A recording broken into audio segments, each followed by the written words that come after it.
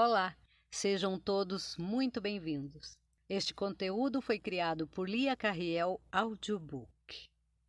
Se está a gostar da leitura, prestigie o autor comprando o livro físico. O link está logo abaixo na descrição deste vídeo. Os Filhos da Chuva, terceira memória. Carne viva. Estamos escondidos no limite da mata cerrada, frente à clareira, por onde se arremansa o rio. Atrás de nós a fronde é tão espessa que nela o mamute não pode penetrar, nem o bisonte lanoso. Só o rinoceronte o faz, quando enlouquece, e o seu corpo fica prisioneiro na maranha, e suas patas presas no lodo. Tampouco o olho do homem a penetra. Vista de fora, a selva parece sólida como escarpas de montanha, e só nós e bem poucos animais sabemos penetrar-lhe a fragosidade, por túneis estreitos abertos por nossos corpos que rastejam entre tetos de carrasqueiros, sarçais e lentiscos. Acima das matas, alçam-se os grandes deuses do bosque, cujos ramos enlaçados crispam-se e se atenazam para impedir a passagem do sol e advertir-lhe que este não é domínio seu. Não somos servos da penumbra, mas sim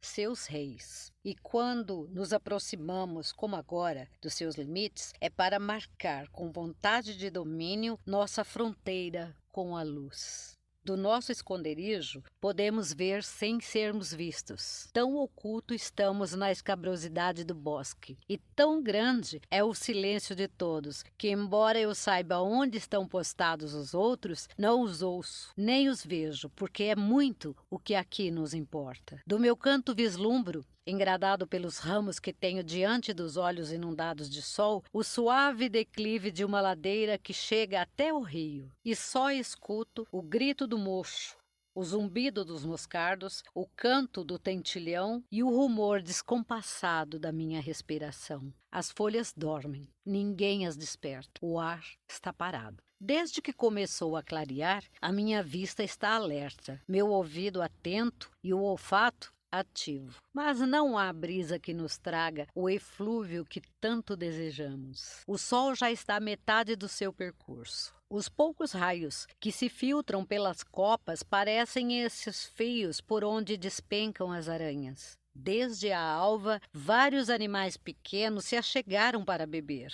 mas o deixamos partir para não espantar a caça maior. Várias peças das que buscamos foram vistas pelos nossos. Por isso é que estamos aqui. Eles vêm da montanha, e como seus pastos lá estão cobertos de neve, têm que descer ao vale seguindo os ruminantes para conseguirem alimento, apesar de saberem que este território é nosso e conhecerem o que os espera se caírem em nosso alcance. A fome deles é superior ao medo. Nós também temos fome. Fome avivada por sabermos ou crermos que em breve será saciada. Quanto mais penso nisso, mais o meu estômago grunhe e a boca me enche de água. O desfalecimento, o calor e a imobilidade produzem-me torpor. Não consigo adormecer. Prefiro divagar e sonhar. Por isso, nenhuma recordação me é tão grata como a da expedição que me iniciei como caçador. Naquele tempo, surpreendemos uns nômades que, sem dúvida, vinham de terras desconhecidas e distantes, porque, do contrário, não se teriam aventurado a acampar tão perto de nós. Durante 2 dias estivemos o seguindo, sem que eles o percebessem. Nos interessava comprovar o número de homens, anotar os costumes, contabilizar as armas. Varões adultos, apenas 6. As mulheres, 15. Crianças, 22. Havia também 2 anciãs. Tão confiantes estavam que nem sequer punham vigias à noite. Só acendiam 4 fogueiras com as quais espantavam os insetos. Mas a nós não. Percebemos também que os adultos dormiam separados das mulheres, o que favorecia os planos de Batim, que era o nosso chefe, o pai de Tuba, nosso caudilho hoje. Na segunda noite, nos postamos como agora, entre as espessíssimas frondes. Vimos-los acenderem as fogueiras e se deitarem. Esperamos até termos a certeza de que tinham adormecido e nos arrastamos até eles, incautos, silenciosos como serpentes. A lua cheia e redonda nos favorecia. Matamos todos os varões enquanto dormiam, assim como as velhas. Entretanto, o corpo das últimas não os trouxemos conosco. Deixamos ali, para que as hienas e os chacais se entretivessem e não nos molestassem no caminho de volta. Levamos apenas os adultos mortos, as mulheres e as crianças vivas. Com alguns dos primeiros, nos alimentamos durante a caminhada de volta, dando de comer inclusive aos cativos, pois os preferíamos gordos a descarnados. Com o resto, tivemos assegurada alimentação, até que por 2 vezes chegaram os frios. As fêmeas prenhes deixamos que parissem para comermos suas crias. E as muito moças as emprenhamos para assegurar o sustento futuro. Teríamos hoje a sorte de então? Tento dormir. Mas a fome me impede, e vem o mal-estar ao comprovar que o sol já declina e as grandes peças que nós almejamos já não se aproximaram do rio. Leve brisa se levantou, e todo o nosso teto é um murmurar de ramos, como se as copas das árvores segredassem entre si. Não vejo nem ouço os demais caçadores, mas agora, movendo-se o ar, posso cheirá-los. Alvoroço-me ao escutar subitamente 5 granidos. Bem sei que são de corvo ou de gralha. É a voz de Tuba, que está de vigia na copa de um ficus gigante, e com isso nos avisando que fiquemos atentos, pois uma peça se aproxima. Dilatam-se-me as asas do nariz, ardem-me os olhos de tanto fixá-los. Finalmente encontro alguma coisa. Não sei como pôde chegar tão perto sem que eu o visse avançar. Encontra-se à minha frente, a meia ladeira, muito próximo do rio. É um antílope pequeno, ao que mal lhe assomam as pontas dos cornos. Cautelosamente adianta uma pata, tateia o solo, evita pisar com o casco uma folha seca, um raminho que produza um barulho. Avança alguns passos, levanta a cabeça, volteia-se, fareja trêmulo o morro, orelhas tensas. Quer beber, mas teme cruzar o curto espaço que o separa da água. Receia as frondes que nascem tão perto. Eu também, do meu esconderijo, através dos ramos que me cobrem, movo os olhos à procura de outras peças, pois o aviso de Tuba parecia indicar algumas mais maiores do que este animalzinho. De súbito, vejo 3 cabeças de homens que assomam à altura da pequena lombada, e depois seus corpos inteiros, que escondem em seguida atrás de um monte de ramagens e moitas. Prendo a respiração, agitado pela tensão e pela surpresa. São Dumans, sem dúvida, pois não levam adornos na cabeça como nós, nem tampouco tingem a pele com o sangue do veado ou com a resina branca do arbusto do leite. Aproximam-se do antílope, tão silenciosamente como fez o animal em direção à margem. Agora, esperam que se decida a beber para atacá-lo. Eles têm a pele tão branca quanto a minha, mas as suas barbas e melenas são mais claras que as nossas, como acontece com todos aqueles que procedem das montanhas. Tão absortos estão com a peça que pretendem pegar que não perceberam nosso cheiro como nós percebemos os deles. Já se decide o animal a ir beber. Já saem os homens do meio das matas e se erguem. O salto do pequeno antílope é tardio. Quando dá por si, já tem 2 lanças nas costas e a pele se tinge como as nuvens ao sol poente.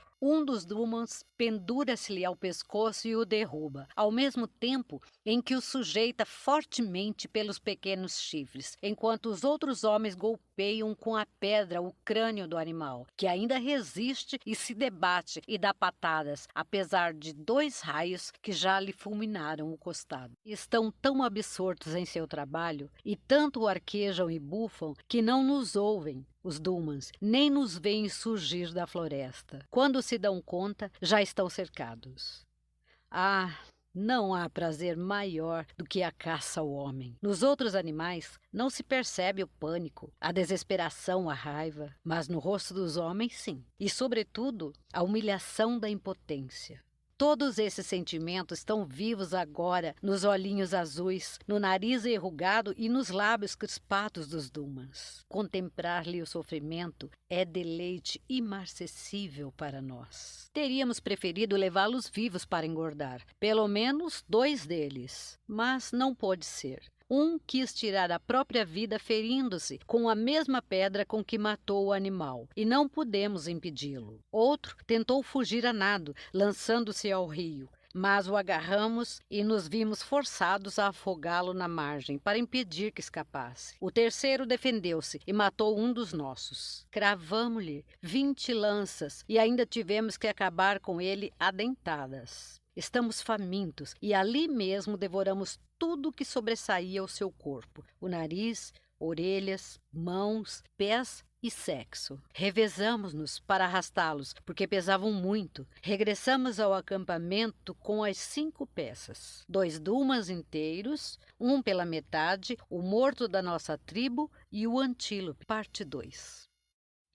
Enquanto à luz das fogueiras cuidamos de esfolar os corpos, as hienas, chacais e aves carniceiras contemplam à distância os nossos afazeres. Ninguém os espanta. Na realidade, trabalharão para nós, deixando limpinhos os ossos que nos servirão para vários místeres, os crânios para beber, os fêmures como massas, os dentes e as vértebras para enfiar colares que nos enfeitarão. Eles também terão seu festim.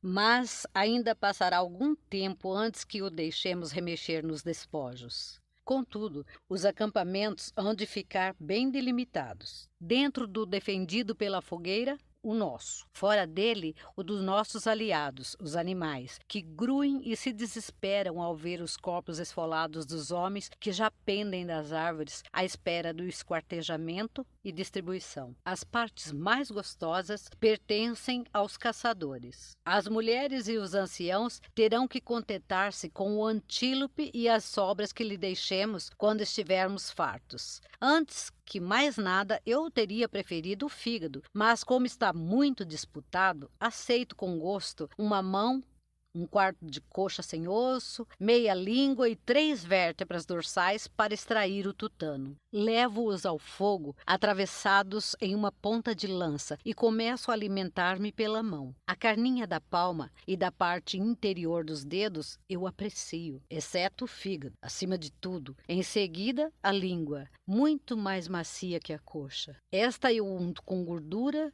dos tutanos e procedo à sua difícil mastigação. É toda músculo. Lamento que seja de adulto, porque essa parte na criança é inapreciável ao paladar e de digestão muito suave. Olho em torno especulando se alguém quer trocar seu quinhão com o meu, e encontro uma mulher que pretende dar-me em troca um pedaço de antílope. Não aceito a barganha, mas ela me oferece mais umas raízes, dessas que ajudam a dormir e sonhar deleites indizíveis. Retiro-me com ela, mas não sem antes espantar as feras que nos rondam, lançando contra elas fachos acesos. Deixo que ela devore a coxa do Duma, antes de deitar-me com ela e mastigar a raiz que engana a alma com sonhos impossíveis. Perdi a vontade de reintegrar-me ao acampamento. Sonho guardando entre os braços o resto do antílope que comerei amanhã, porque agora estou farto. E as raízes alucinógenas privaram-me de toda a capacidade de movimento e de decisão. Divago sobre a tensão prolongada de espera que precedeu a caça, sobre a luta com o homem que se defendeu, a quem arranquei os testículos ainda palpitante, sobre os fígados que Tuba reservou para si, sem que participássemos a nós o festim, nós que demos morte aos mais vigorosos dos Dumans. A partir daí, são muito confusas as minhas lembranças. Sei que, uma vez deitado, pensei que não era prudente dormir fora do espaço defendido pelas fogueiras, mas estava embriagado demais pelas soníferas para poder reagir.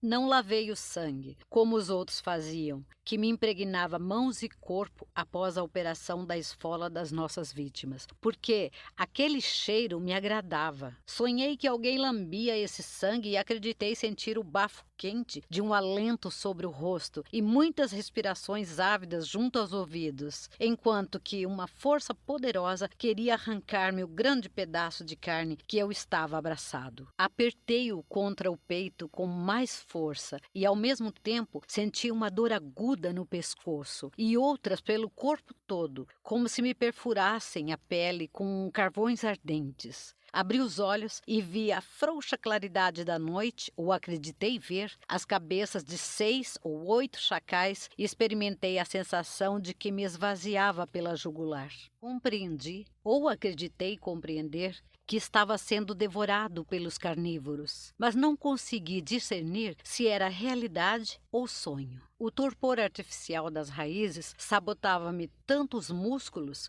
quanto o entendimento. As cruciantes dores das minhas feridas começaram a ceder, a atenuar-se docemente, até cessar. O cheiro cada vez mais ativo do sangue era tão bom que me inebriava, e fechei os olhos desejando dormir, e crendo que dormia. Esta é minha terceira memória.